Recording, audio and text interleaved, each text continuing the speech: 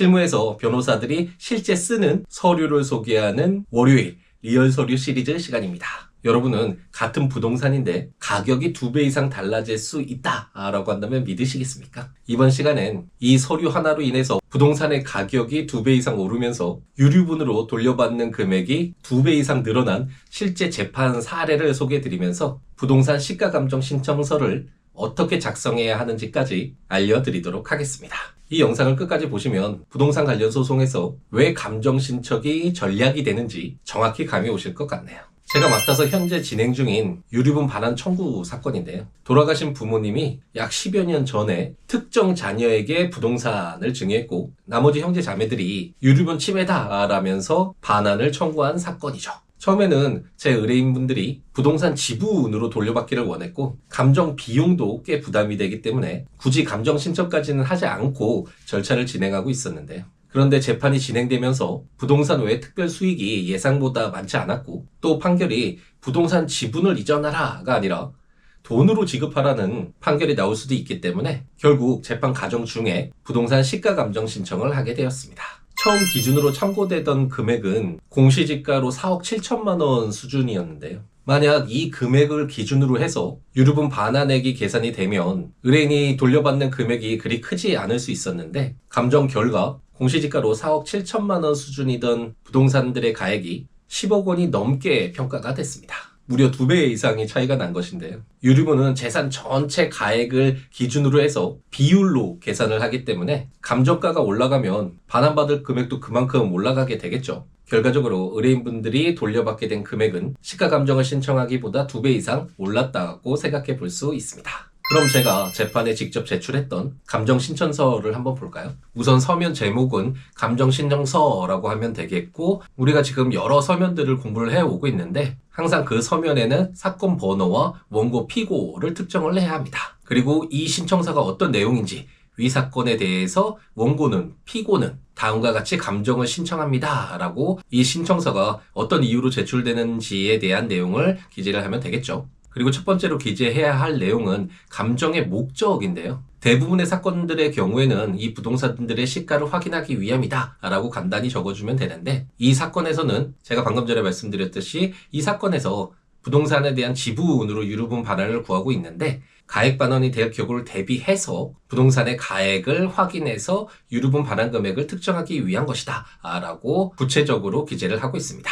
그 다음에 어떤 부동산의 가액을 감정할 것인지를 특정해야 되는데 감정의 목적물이죠. 물자가 빠졌는데 감정의 목적물에서 그 부동산의 등기부에 나와 있는 주소를 그대로 적어주시면 되는데 이 사건에서는 부동산들이 많았기 때문에 별지 목록과 같다라고 새로운 별지를 추가했습니다. 이 별지는 잠시 후에 보도록 하죠. 그 이후에 감정사항이라고 해서 감정 목적물에 대한 이 사건 상속 개시일인 언제 기준 가액과 감정 시점의 가액을 알려달라라고 감정사항을 기재합니다. 여기서 주의해야 될 점은 그 기준 시점을 정확하게 특정해 주는 것이 중요한데요. 이 사건과 같은 유류분 반환 청구 사건에서는 피상속인의 사망, 즉 상속 개시일이 기준 시점이 될 것이고 공유물 분할의 경우에는 변론 종결 시, 사회행위 취소의 경우에는 그 처분 당시, 그리고 손해배상의 경우에는 손해 발생 시 이렇게 그 부동산의 가치를 정하는 기준 시점을 정확하게 특정을 해줘야 되거든요. 근데 사건마다 기준 시점이 다르기 때문에 기준 시점을 잘 선택하는 것을 유의를 해야 되겠고 그리고 이것은 실무 팁이긴 한데 유류분 반환 사건에서의 기준 시점은 상속이 개시된 피상속인의 사망일이긴 하지만 만약에 이 사건에서는 피상속인의 사망 이후에 바로 이 사건이 청구가 됐기 때문에 큰 문제는 없지만 피상속인의 사망 이후에 오랜 시간이 지나서 유류분 반환 청구 사건을 하게 되면 그 사망일과 재판 진행일의 그 간격 동안 부동산의 가치가 많이 변동이 될 수가 있잖아요. 그렇기 때문에 감정 시점의 가액도 함께 감정을 받아서 인정되든 인정되지 않든 우선 그 감정 가액을 확보한 뒤에 보다 높은 금액을 청구를 하는 것이 재판에서 유리하겠습니다. 이후에 이제 첨부 서류로서 방금 전에 그 부동산의 주소를 별지 목록으로 작성을 했기 때문에 별지 목록과 감정을 받는 그 부동산들의 등기부 등본을 첨부를 해서 날짜와 누가 작성했는지 그리고 어디 법원에 제출하는지를 기재를 하고 제출하면 되겠습니다. 재판에서 이렇게 별지를 많이 사용을 하게 되는데요. 별지라는 건 말 그대로 다른 종이겠죠.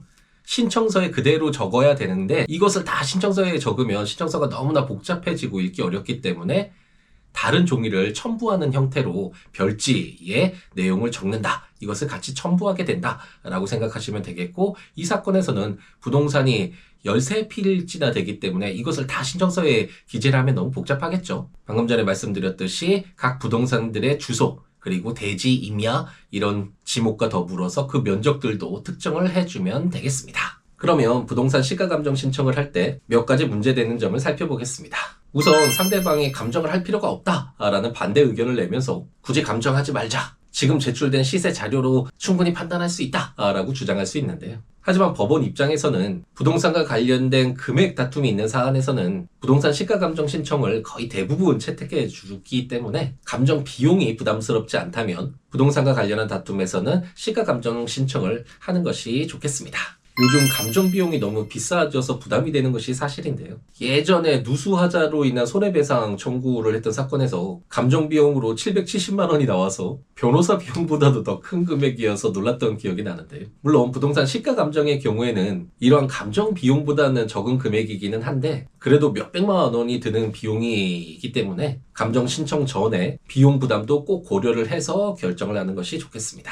그리고 감정 비용은 처음에는 당연히 신청인이 부담을 하지만 승소를 했을 경우에는 상대방에게 감정 비용 전부를 청구할 수 있으니까요. 이런 점도 감정 신청을 하는데 참고를 하면 좋겠네요.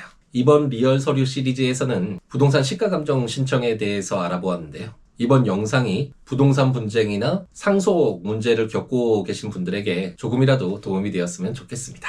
블로그 siwo.com에 제가 직접 재판에서 사용했던 방금 전 보았던 부동산 시가감정 신청서 그 양식을 업로드해 두었으니까요. 다운받아서 사용하시면 좋겠습니다.